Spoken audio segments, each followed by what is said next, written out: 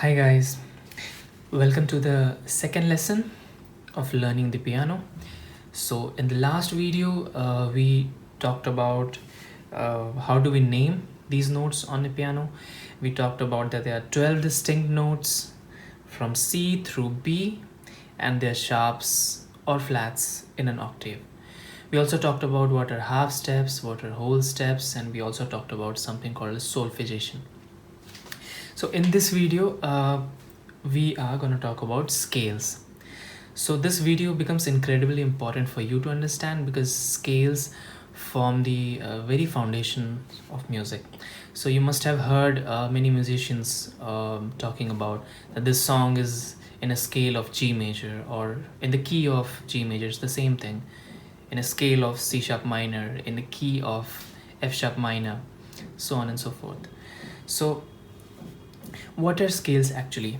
So if I had to define a scale, I would say a scale is nothing but a group of keys which are grouped together because of a musical reason.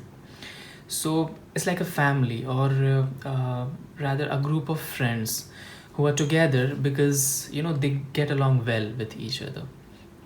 Okay, so the same goes on with a scale. So it's a set of notes or keys which are grouped together because of a musical purpose. Cool. So now that we know what a scale is, before we move on to constructing the scales, what I would like to tell you is what we are going to discuss here in this video is called a diatonic scale or a heptatonic scale. So this is a scale which consists of 7 notes. Okay.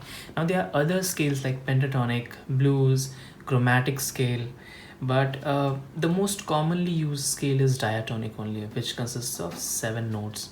So we're going to talk about diatonic scale only here in this video. Probably we'll do another video on pentatonic and blues scale, or maybe you can Google those scales as well. They will be easy to understand once you understand how we construct any scale, right? So let's move on and construct some major scales first from these notations. So to construct a major scale, you can use a formula, and this formula is whole, whole, half, whole, whole, whole, half, whole step, half step, whole step, whole step, whole step, half step. Now that's interesting. So let's see how we can construct a major scale using this formula. So let's create a C major scale. So C major scale is like beautiful because it is all the white keys. It's simple. So let's construct a C major scale. So to construct a C major scale, we start with the root note, that is the C note. Now we'll do a whole step, half step, whole step, whole step, whole step, and half step would lead us back to C. So the notes on my C major scale are C, D, E, F, G, A, B, back to C.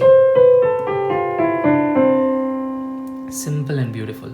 So in the same way, you can construct a D major scale. You start from D note, use the same formula: whole, whole, half, whole, whole, whole, half.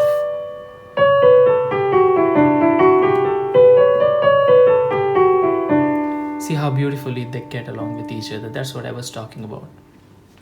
So in a similar fashion, you can construct a major scale for any of these 12 keys. So you can construct a G major scale starting from a G note.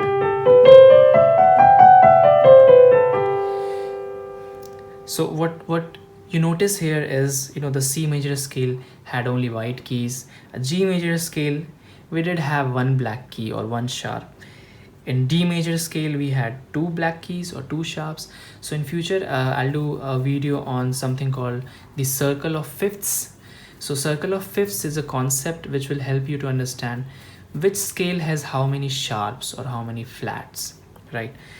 But that's a task for another day. So I hope this helps you. This formula helps you to construct any major scale that you want. There's another method you can use, which is transposition, because what we are doing here is, music is all maths, understanding the symmetry, the pattern between the notes, right? So if you know the notes on a C major scale, then you can easily construct the notes on a D major scale, because you know that you'll be using the same formula, and the D major starts 2 semitones away from the C major scale. So all the notes on a D major scale would be 2 semitones away from all the notes on a C major scale. So if my C major started from here, because my D major is starting from here, which is one whole step away, so all the notes of my C major scale would shift by one whole step and give me all the notes on my D major scale. Cool. So using this formula, we constructed a major scale. Now before we construct minor scales, let's talk about something called the degrees of scale.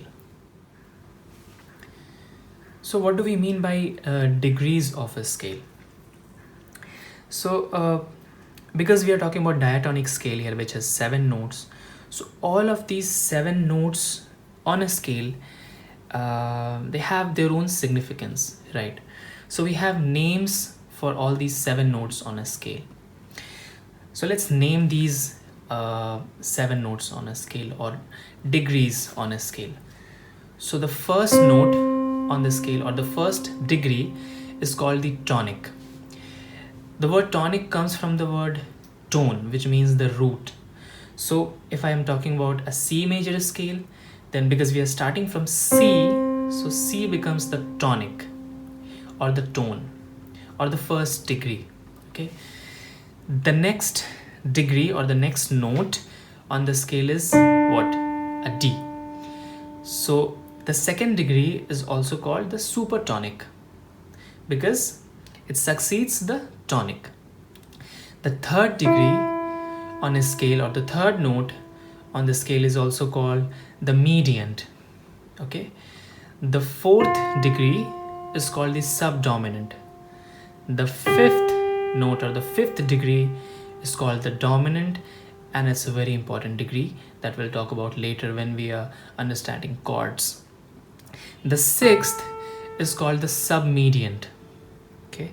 The seventh degree, or the seventh note on a scale, is called either a leading tone, or it is also called a subtonic. So if it's a major scale, it's called a leading tone. If it's a minor scale, it's called a subtonic. So why it's a leading tone? Because the seventh note is leading us onto the tonic, right? So the seventh note is the last note on our scale, and the next note is the tonic itself. We are getting back to C, right? So that's why the seventh is called the subtonic, or the leading tone. It wants to lead us to the tonic. Okay, so now you understand that the 7 notes on a scale also referred as 7 degrees of a scale. So they have their own names: the tonic, the supertonic, the mediant, the subdominant, the dominant, the submediant, the leading tone, or the subtonic, and then we get back to the tonic. Okay, so now this is a very important concept for you to understand, because when we will learn chords, you will understand that how the most simple and the predictable patterns that we see in songs, that we hear in the songs from our day-to-day lives, make use of these degrees of scale. Okay, so now let's move on and construct a minor scale. So before we construct a minor scale, what I want to tell you is that there are 3 minor scales. The first one is a natural minor, second one is a harmonic minor, and the third one is a melodic minor. So the formula that I'll give you here is for a natural minor scale, but I'll also show you how to do little tweaks in that formula and very easily construct a harmonic minor and a melodic minor scale. Okay, so let's construct an A minor scale first. So for an A minor scale, so let's look at the formula first. So the formula to construct a natural minor scale is whole, half, whole, whole, half, whole, whole. So a whole step, a half step, a whole step, a whole step, a half step, a whole step, and a whole step. Cool. Now let me demonstrate the same, and let's construct an A minor scale. Okay, so we start from the A note because we are constructing an A minor scale. Whole, half, whole, whole, half, whole, half. So the notes on an A minor scale would be, a natural minor scale would be A, B, C, D, E, F, G. Back to A. Now what you will tell me, oh, we have the same notes on a C major scale, right? That's absolutely true.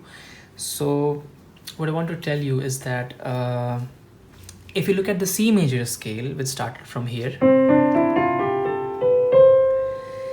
the sixth note on C major scale was A. So the concept is that the sixth note on any major scale forms the relative minor of that scale. So because the sixth note on a C major scale is A, so A minor is the relative minor of C major scale. And this is why A natural minor has the same notes as the C major scale. The only difference being is that we are starting from A. And in C major scale, we start from C. So we'll talk more about this once we understand how to create chords. Okay. So now you understood how using this formula you can construct a natural minor scale. So we constructed an A natural minor scale. Now, in the same formula, you make a little tweak. So instead of playing the sixth note, the seventh note over here, you sharpen the seventh note. Okay. So instead of playing a G, you play a G sharp. This will give you the harmonic minor scale. So this means that in the natural minor scale, you just sharpen the seventh note and you get a harmonic minor scale. So now my A harmonic minor scale would sound like,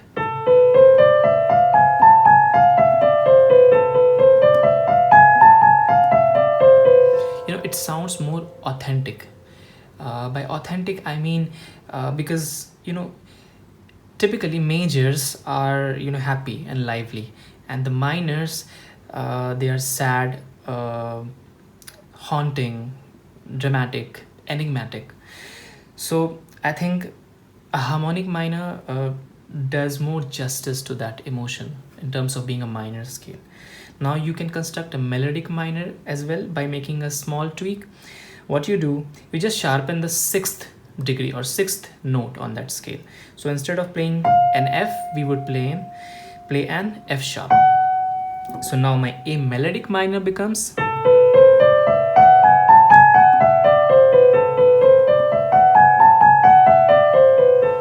now this is like a mix of both happy and sad, right? Okay, but most commonly used minor scales are natural and harmonic only. Melodic is seldom used, but yes, used in some genres.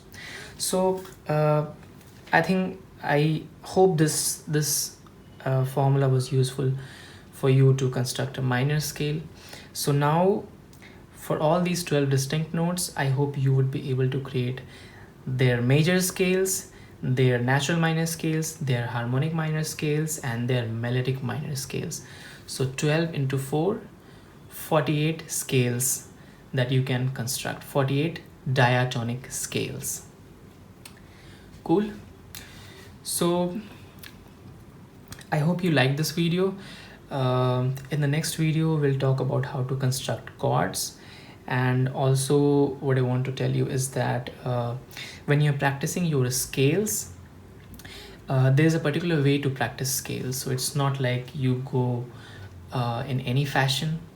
So you'll need to understand how your fingers need to be positioned over which keys and how you're gonna go ascending and go descending. So in the next session, I will refer you a book which you can use to practice your scales and maybe arpeggios as well. So say if you are practicing a C major scale, you cannot just go like, no, what next? So how will you slide your thumb across? Okay, so you go 1 2 3 and then slide your thumb across and then go descending in the same fashion. But on the left hand, it's just a mirror image of what you're doing in the right hand. So we go and then 1 2 3 2 1, then you slide your thumb across and then 5 4 3 2 1. Similarly, you can play a D major, 1 2 3, slide your thumb. So there's a way to practice scales. Okay, so thanks for watching this video, guys. In the next lesson, we'll talk about how to construct chords using the notes or degrees on these scales that we talked about.